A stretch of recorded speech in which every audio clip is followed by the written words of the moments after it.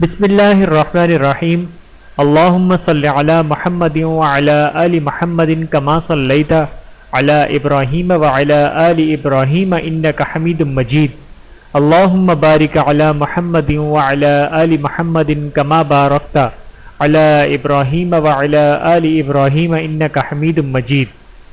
بسم اللہ الرحمن الرحیم۔ فدیہ و قضا، قضا شدہ نماز، روزہ، حج، زکوٰۃ، قربانی اور سجدہ تلاوت کی تلافی کی صورتیں۔ بسم اللہ الرحمن الرحیم۔ ہر دم انہی کا دل پہ مسلط خیال ہے، ہر ماہ سوا کا اب تو خیال ایک وبال ہے۔ مجذوب کا جو حال ہے، کیف اس کا نہ کچھ پوچھ، ہر دوست کو عطا ہو میسر وہ حال ہے۔ نماز تمام عبادات میں سب سے اہم عبادت نماز ہے۔ مرنے کے بعد سب سے پہلے اسی کے بارے میں سوال ہوگا، جیسے کہ حضرت شیخ سعدی رحمۃ اللہ نے فرمایا۔ نماز کی اہمیت کا اندازہ اس بات سے بھی لگایا جا سکتا ہے کہ نماز انسان پر ہر حالت میں فرض ہے، حتیٰ کہ بیماری کی حالت میں بھی ساقط نہیں ہوتی، اور حکم ہے کہ اگر کھڑے ہو کر نہیں پڑھ سکتا تو بیٹھ کر پڑھے، یہ بھی ممکن نہ ہو تو کروٹ پر لیٹ کر قبلے کی طرف منہ کر کے یا پاؤں قبلے کی طرف کر کے اور سر کے نیچے تکیہ لگا کر سر اونچا کر لیا جائے، چاہے گھٹنے کھڑے کرے یا پاؤں پھیلائے اور نماز پڑھے، اس کی نماز ادا ہی ہوگی۔ اگر اس کی بھی طاقت نہ ہو تو پھر قضا کے لیے رہنے دے۔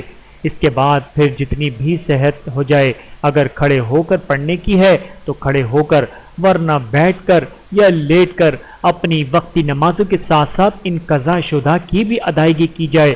اگر طاقت آ جانے کے بعد بھی نہ پڑھیں تو ان کے قضا رہ گئی اور ان کا فدیہ ہوگا اور اس کی وصیت کرنا واجب ہے۔ اسی طرح اگر کوئی آدمی بے ہوش ہو گیا اور اس کی 6 نمازوں کا وقت گزرنے سے پہلے ہوش آ گیا تو یہ نماز قضا فرض ہیں، بعد میں فدیہ دیا جائے، اور اگر زیادہ عرصے میں ہوش آیا تو نہ قضا ہے نہ فدیہ۔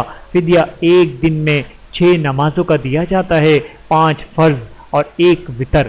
فی نماز 2.25 کلو گندم ہے یا اس کی قیمت، جیسا کہ آگے تفصیل سے آ رہا ہے۔ اس لیے ہر مسلمان کو اس کا فکر لازم ہے کہ قیامت میں سب سے پہلے نماز کی پوچھ گچھ ہوگی، تو ہم حساب و عذاب سے کیسے بچ سکیں گے؟ روزہ بھی ایک ایسی عبادت ہے جس کی ادائیگی ہر شخص کے ذمہ خود واجب ہے، کوئی دوسرا کسی کی طرف سے نہیں رکھ سکتا، اور نہ ہی روزے کے بدلے فدیہ دیا جا سکتا ہے۔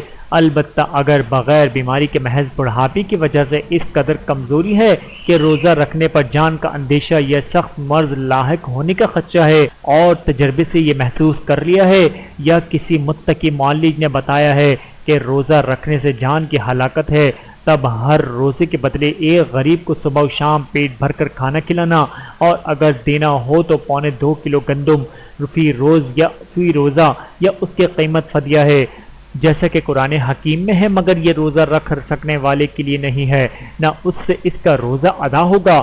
بیماری میں چونکہ آج کل متقی معالج کا میسر آنا تقریباً ناممکن سا ہے، اس لیے روزہ رکھ کر تجربہ کریں۔ اگر جان ضائع ہونے یا شدید ترین مرض کے لاحق ہونے کا اندیشہ ہو تو آگے چھوڑ کر قضا کریں، اور جب تک رکھنے کے قائل ہوں نہ رکھیں۔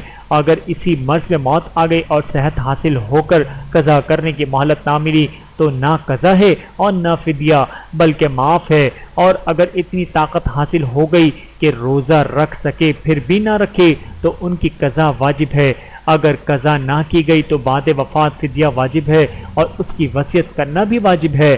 اس کا فدیہ وہی ایک آدمی کا پیٹ بھر کر 2 وقت کھانا کھلانا یا 2.25 کلو گندم یا اس کی قیمت فی روزہ فدیہ دیں۔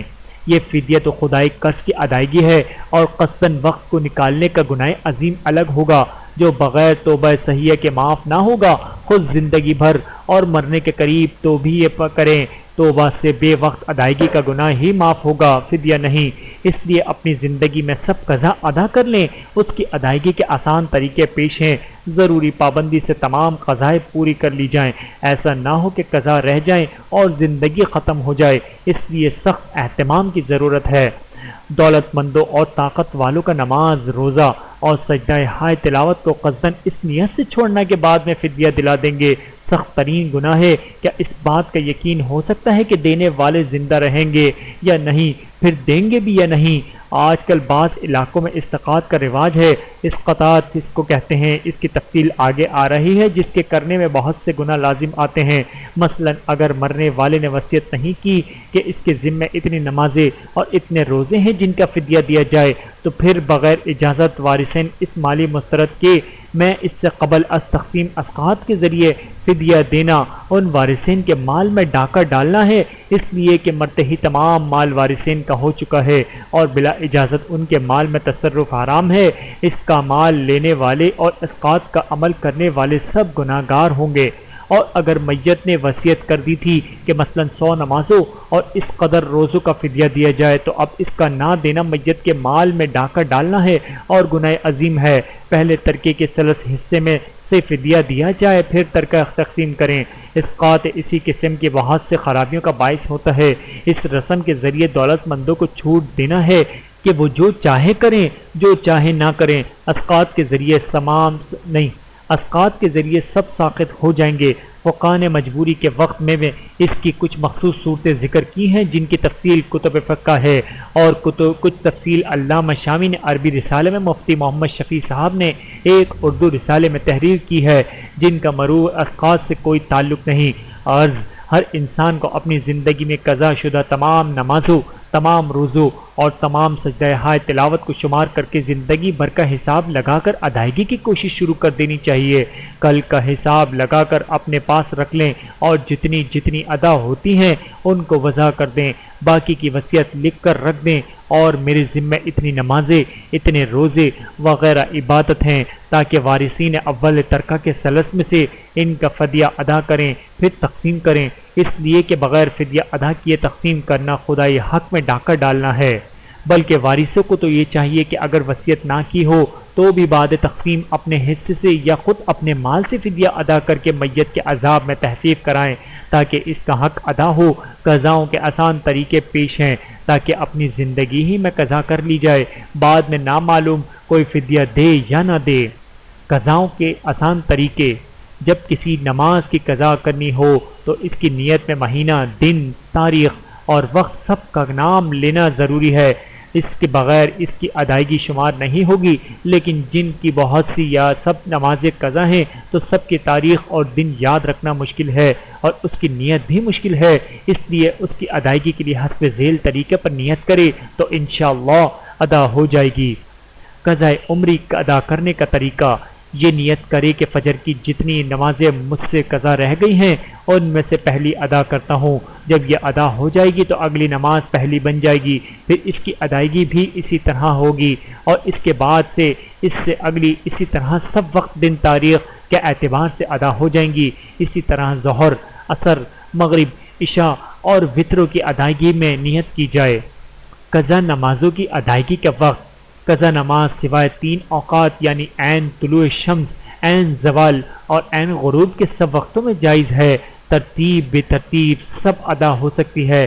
جس کی پوری زندگی میں صرف 5 نمازیں یا اس سے کم قضا ہوئی ہوں تو اس کے لیے ترتیب ضروری ہے کہ پہلے فجر، پھر ظہر، پھر عصر ادا کرے۔ قضا عمری والے کے لیے نہیں، نیز قضا نماز فجر اور عصر کی نمازوں کے بعد بھی ادا کی جا سکتی ہے، مگر خفیہ ہو کہ اوروں کو قضا کا علم نہ ہو، اس لیے قضا کرنا گناہ تھی، اور قضا کا اظہار بھی گناہ ہے۔ نماز فجر اور عصر کے بعد ادا کرنے سے اظہار گناہ ہے، اس لیے کہ ان 2 وقتوں میں نفل مکروہ ہیں۔ ہر شخص سمجھ جائے گا کہ قضا پڑھ رہا ہے، اس لیے خفیہ پڑھے، جبکہ مغرب اور عشاء کے بعد یہ بات نہیں ہے۔ ادائیگی کی آسان تدبیر: ایک دن میں بہت سی نمازیں پڑھنا مشکل ہے تو اس کی آسان تدبیر یہ ہے کہ ایک دن کی قضا رکعتوں کی کل تعداد 20 ہوتی ہے، کیونکہ سنتوں کی قضا فرض نہیں، گو واجب کی واجب اور سنتوں کی قضا سنت ہے۔ فجر کی 2 سنتیں، ظہر کی 4، عصر کی 4، مغرب کی 3، عشاء کی 4 اور 3 وتر، کل 20 رکعت ہیں، جن کی ادائیگی کے لیے متوسط طریقے پر کل 20 منٹ درکار ہیں، جو 24 گھنٹے کا گویا صرف 72واں حصہ ہے۔ اس کے لیے اگر صبح سے دوپہر تک یا عشاء کے بعد سے صبح تک کسی وقت بھی یہ 20 منٹ صرف کر لیں تو سب نمازیں ادا ہو جائیں گی۔ دوسری ترکیب یہ ہے کہ ہر نماز سے قبل یا بعد میں جو وقت مکروہ نہ ہو ایک قضا پڑھ لیں، سب آسانی سے ادا ہو جائیں گی۔ تیسری ترکیب یہ ہے کہ ان 20 رکعت کی 3 قسطیں کر لیں، فجر اور ظہر کی 6 رکعت، بعد نماز ظہر اور عصر مغرب کے ساتھ، بعد نماز عشاء اور وتر کے ساتھ، بعد عشاء کل 20 ہو گئیں اور ہر نماز کے بعد صرف 7 منٹ زائد صرف ہوتے ہیں۔ خوب سوچ لیجئے کہ ایسے ادا کرنا آسان ہے، ورنہ مرنے کے وقت کیا خبر ہم وصیت کر سکیں یا نہ کر سکیں۔ جیسے ایکسیڈنٹ یا ہارٹ فیل وغیرہ میں بہت سی بار وصیتیں نہیں کر سکتے، ورنہ عدم ادائیگی کی صورت میں عذاب سر لینا ہوگا، اور اگر وصیت کر بھی دی ہو تو دیں نہ دیں اور پھر سب عذابات بھگتنے پڑیں گے، اس لیے خود ہی ادا کر دی جائیں تو اطمینان ہے۔ قضا روزوں کی ادائیگی کا طریقہ: 1 سال کے روزے اگر قضا ہوں تو یا 30 ہوں گے یا 29، جتنے سالوں کے بھی ہوں، احتیاطاً 30 کا حساب لگا کر صرف چند دن میں یوں کر لیں کہ ہفتے میں جو دن چھٹی کا ہو وہ تو سیر و تفریح اور کھانے پینے کا ہے، البتہ جو دن کام کا ہے ان میں فی ہفتہ 1 دن یا 2 دن مقرر کر لیں۔ روزے کی قضا کے لیے سجدہ تلاوت کی ادائیگی کا طریقہ: اکثر حفاظ سجدہ تلاوت کی ادائیگی سے غافل ہیں، آیت سجدہ تلاوت کی اور سجدہ نہیں کیا، اسی طرح بے شمار سجدے ان پر واجب ہو گئے ہیں، اگر زندگی میں ادا کیے تو بعد مرنے کے فدیہ دینا پڑے گا، چونکہ ان کی ادائیگی کا اگر کوئی وقت مقرر نہیں، اس لیے یہ جب بھی ادا کیے جائیں گے ادا ہی شمار ہوں گے۔ اس کی ادائیگی کا آسان طریقہ یہ ہے کہ ہر نماز کے ساتھ غیر مکروہ وقت میں 3 سجدہ تلاوت کی نیت سے کر لیا کریں، اس سہولت سے گرفت و سزا سے بچ سکتے ہیں، بلکہ فدیہ سے بھی۔ واجبات: وہ عبادت جن کی ادائیگی کے لیے وقت مقرر نہیں ہے، اگر اپنے وقت پر ادا نہیں کی ہیں تو اب ادا کریں، وہ قضا نہیں بلکہ ادا ہی ہوں گی، البتہ وقت سے تاخیر کرنے کا گناہ ہوگا، اس کے لیے توبہ کریں، جیسے صدقہ فطر، قربانی کی کھالے کی قیمت ہے، قسم ٹوٹ جانے کے کفارے وغیرہ، اگر اب تک ادا نہیں کیے تو فوراً ادا کریں، یہ ادا ہی شمار ہوں گے۔ آگے تفصیل سے ان کی تعداد 2 مقدار کی آ رہی ہے۔ فدیوں کے طریقے اور مقداریں: سب سے بڑا فدیہ نماز ہے، کیونکہ نمازیں 1 دن کی 6 ہیں، 5 فرض اور وتر واجب۔ ہر نماز کا فدیہ 2.25 کلو گندم یا اس کی قیمت ہے، 6 نمازوں کا فدیہ 10.5 کلو گندم یا اس کی قیمت ہوئی، اور مہینے کے احتیاطاً 30 دن کے 315 کلو گویا 7 من 35 کلو گندم بنے، پھر اس کو 12 ماہ کے لیے 12 سے ضرب دے دیں تو 88 من 20 کلو گندم ہوتے ہیں۔ یہ صرف 1 سال کی نمازوں کا فدیہ ہے۔ اب جتنے سال کی نمازیں رہ گئی ہیں ان کو اتنے سے ضرب دے کر معلوم کیجئے کہ کتنے من گندم اور کتنے لاکھ روپے بنتے ہیں۔ فرض کیجئے اگر 10 سال کی نمازوں کا فدیہ گندم سے ادا کرنا ہے تو 88 ضرب 10 882 من گندم ہوگی۔ اکثر وارث لوگ بہت بھی ہوتے ہیں تو بھی یہ اتنی کثیر رقم بنتی ہے کہ ان کے لیے بھی اس کو برداشت کرنے کی کمی ہی امید ہوتی ہے، شاید ہی وہ اس کو ادا کر سکیں، اس لیے ہر مرد اور عورت کے لیے لازم ہے وہ اپنی قضا نمازوں کی ادائیگی کی خود ہی فکر کریں، اور روزوں کا فدیہ گو اس سے کم ہوگا لیکن فدیہ نمازوں کے ساتھ مل کر تو بھی کثیر رقم بن جائے گی۔ خیال کیجئے کہ اگر اس کے مطابق ترکہ نہ ہوا تو فدیہ کی ادائیگی کی کیا صورت ہوگی۔ سجدہ تلاوت: بعض فقہا کے نزدیک راجح یہ ہے کہ ایک سجدے کا فدیہ 2.25 کلو گندم ہے، اس کا حساب اور اس کی قیمت بھی لگا لیں اور پھر سوچیں کہ آپ کے بعد آپ کی وصیت سے بغیر وصیت کے یہ سب کچھ کون ادا کر سکتا ہے، اس لیے زندگی ہی میں ان کی قضا کر کے ان سے سبکدوش ہو جائیں، آخرت کے عذاب سے بچاؤ اسی صورت میں ممکن ہے۔ فدیہ وغیرہ ادا ہونے کی شرطیں: اللہ تعالیٰ کیا جو کچھ دیا جاتا ہے وہ سب صدقہ ہے، اس کی کئی قسمیں ہیں: نمبر 1 فرض، نمبر 2 واجب، نمبر 3 سنت یا مستحب، نمبر 4 نفل۔ ان میں سے فرض و واجب کی ادائیگی کے لیے 10 شرطیں ہیں، جب تک ان شرائط کا لحاظ رکھ کر ادا نہیں کریں گے ادائیگی درست نہیں ہوگی۔ فرض صدقاً حسب ذیل ہیں: نمبر 1 عشر کی ادائیگی: کھیت یا باغ کی پیداوار میں سے اگر پانی بلا قیمت بلا محنت ہو، محض بارش یا زمین کے نمی سے ہو تو پیداوار کا 10واں حصہ یعنی عشر دینا فرض ہے، اور اگر پانی قیمت یا محنت یا دونوں سے ہو جیسے نہر کا، ٹیوب ویل کا، بڑے ڈول یا بیلچہ سے دیا ہو تو پیداوار کا 20واں حصہ دینا فرض ہے، جو کچھ بھی پیدا ہوگا غذا وغیرہ سے۔ نمبر 2 زیور کی زکوٰۃ: سونے چاندی اور نقد رقم میں سے 40واں حصہ دینا فرض ہے۔ نمبر 3 جانوروں کی زکوٰۃ: اسی طرح وہ جانور جو خود گھاس کھا کر پرورش پائیں اور محض اون، گوشت یا دودھ کے لیے پالے جائیں، اونٹ، بکری، گائیں وغیرہ، تو ان میں سے ان کے قاعدے کے مطابق زکوٰۃ دینا فرض ہے، جس کی تفصیل خط سے معلوم کی جا سکتی ہے۔ تجارتی مال پر بھی 40واں حصہ زکوٰۃ دینا فرض ہے۔ زکوٰۃ کی تفصیلات کے لیے کتاب اسلامی حکومت کا مالیاتی نظام ملاحظہ فرمائیں۔ دوسری قسم صدقات واجبہ کی ہے، جیسے فطرہ، فدیہ، کفارہ، قربانی کی کھال کی قیمت اور نذر و منت۔ ان فرض و واجب صدقات کی ادائیگی کے درست ہونے کے لیے 10 شرطیں ہیں۔ ان کا خیال رکھ کر ادا کی جائیں گی تو ادائیگی درست ہوگی، ورنہ نہیں۔ وہ 10 شرطیں یہ ہیں: نمبر 1، اس کو دیں جو مسلمان ہو، صاحب نصاب نہ ہو۔ صاحب نصاب کی تفصیل علماء سے معلوم کریں۔ نمبر 2، جو سید نہ ہو، اس لیے کہ زکوٰۃ مال کے میل کچیل ہے، سید کو دینا اس کی اہانت ہے۔ نمبر 3، دینے والے کی اصل یا نسل نہ ہو، یعنی جن کی یہ اولاد ہے یا جو اس کی اولاد ہیں۔ نمبر 4، واجب النفقہ نہ ہو، جیسے بھتیجا، بھتیجی جس کا باپ فوت ہو گیا ہو، اس کے لیے اس کا نفقہ چچا کے ذمہ واجب ہے، اس کو زکوٰۃ نہیں دی جا سکتی۔ نمبر 5، دینے والے کی بیوی نہ ہو اور دینے والے کا خاوند نہ ہو۔ نمبر 6، وہ نہ ہو جو مالک نہ بن سکے، جیسے مردہ کے کفن ہے۔ نمبر 7، مسجد، مدرسہ، اداروں کی عمارت و سامان نہ ہو۔ نمبر 8، کسی خدمت یا کام کا عوض نہ ہو، جیسے امام، مؤذن، مدرس یا ملازم کی تنخواہ نہ ہو۔ نمبر 9، یہ دینا مالک بنا کر ہو، عاریتن نہ ہو۔ نمبر 10، نوٹ نہ ہو سکا یا مال ہو۔ نوٹ، ٹکٹ، کارڈ، لفافے، چیک، ڈرافٹ، ریل اور جہاز کے ٹکٹ وغیرہ رسیدیں ہیں، مال نہیں۔ اگر یہ کسی کو زکوٰۃ میں دے دیں تو زکوٰۃ ادا نہ ہوگی۔ حج بدل، اسلام کے 5 فرائض میں سے 5واں فرض حج بیت اللہ ہے۔ نبی کریم صلی اللہ علیہ وآلہ وسلم کا ارشاد ہے کہ جس کو حج سے کوئی سخت بات یا حاجر حاکم یا روکنے والا مرض نہ ہو اور اس کے باوجود وہ حج نہ کرے تو چاہیے وہ یہودی ہو کر مرے چاہے عیسائی ہو کر مرے، بہوالا مشکا یعنی کافروں کے مثل ہے۔ اس حدیث مبارکہ سے معلوم ہوا کہ حج اتنی اہم عبادت ہے کہ جان بوجھ کر بلا وجہ اس کے ترک کرنے والے سے سلب ایمان کا خطرہ ہے۔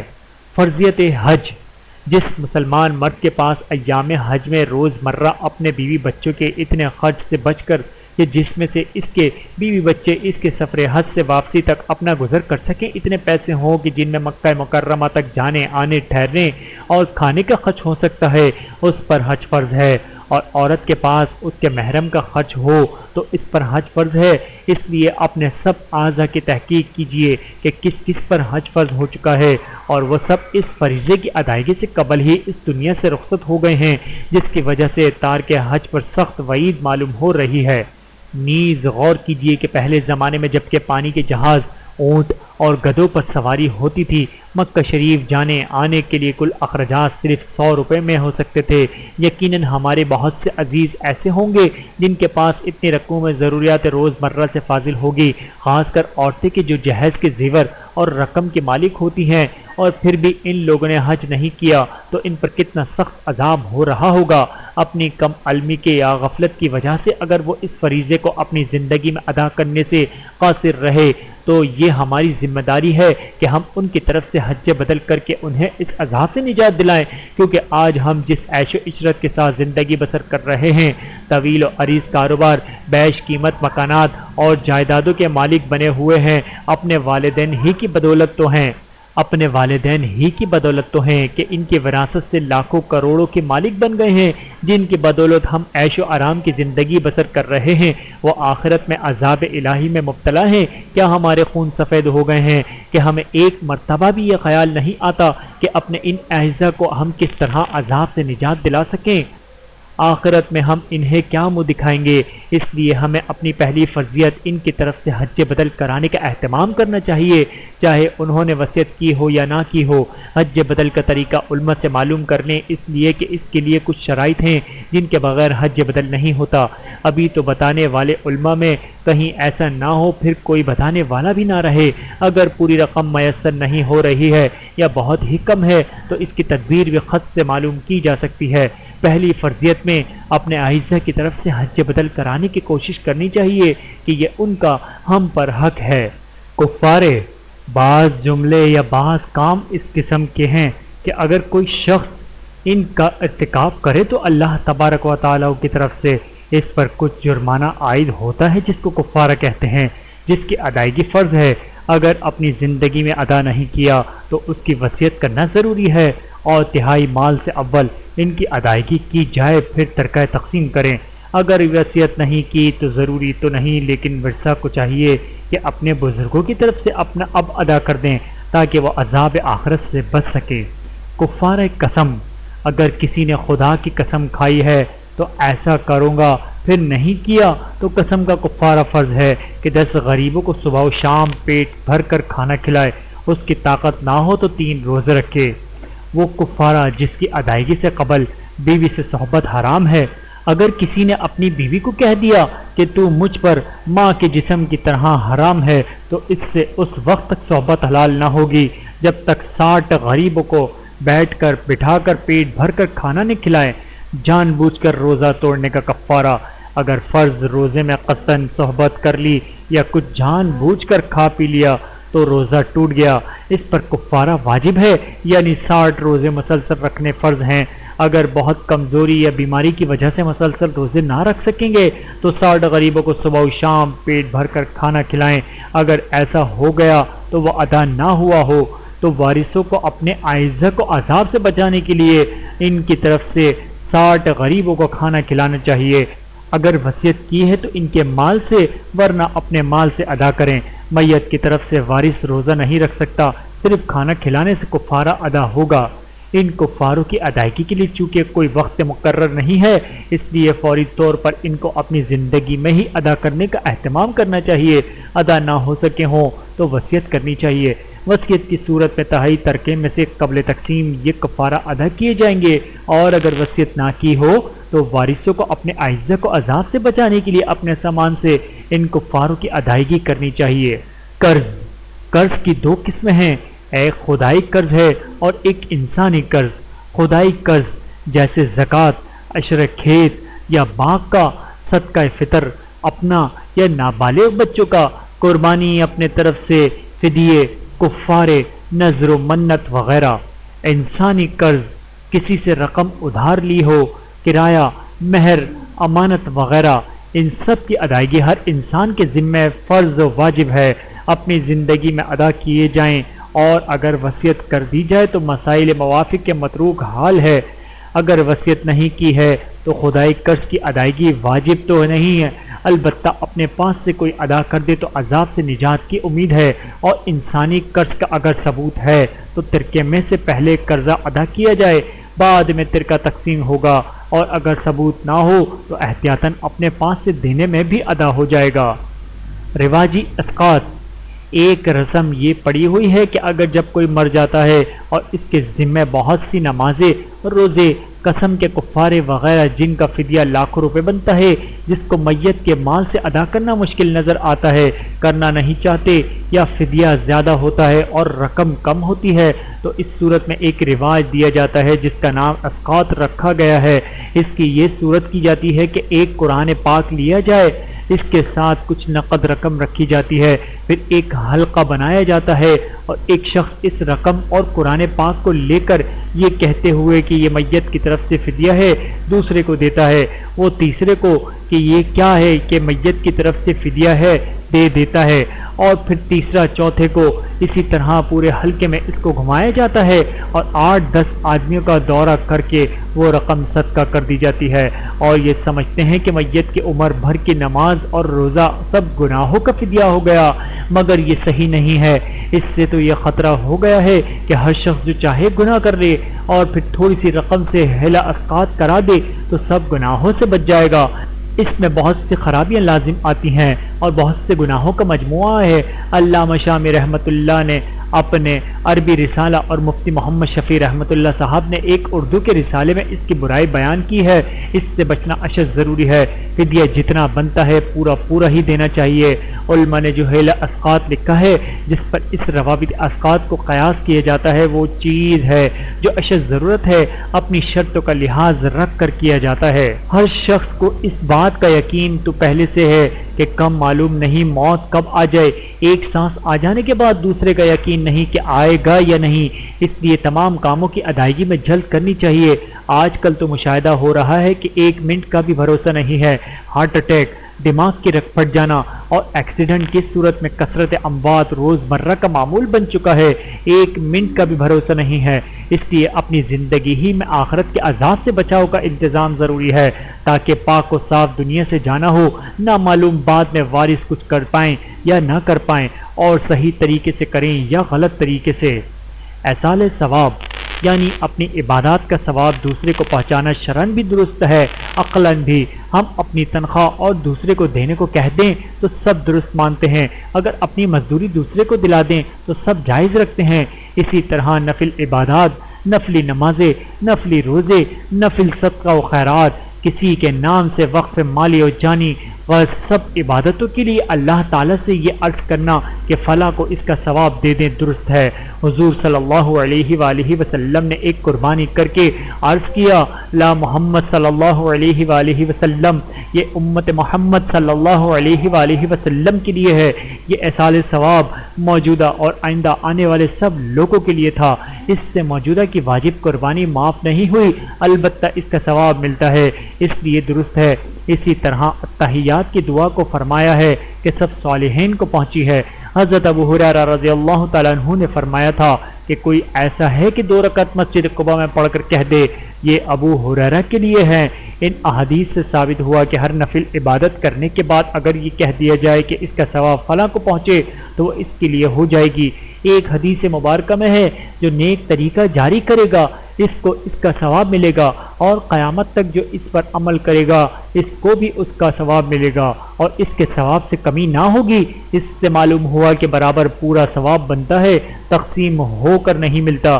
اس لیے اپنے بزرگوں کو ہر نیک نفل عمل کا ثواب بخشنا چاہیے تو ان کا حق ادا ہوگا اور خود کو بھی اسی قدر ثواب ملے گا۔ علامہ شامی رحمۃ اللہ کے کہتے ہیں، بخل نہ کرو، سب مسلمانوں کو بخشا کرو۔ اس طریقے پر بزرگوں کا حق آسانی سے ادا ہو سکتا ہے اور اپنا بھی کام بنتا ہے۔ اللہ تعالی ہم سب کو عمل کرنے کی توفیق عطا فرمائے، آمین ثم آمین۔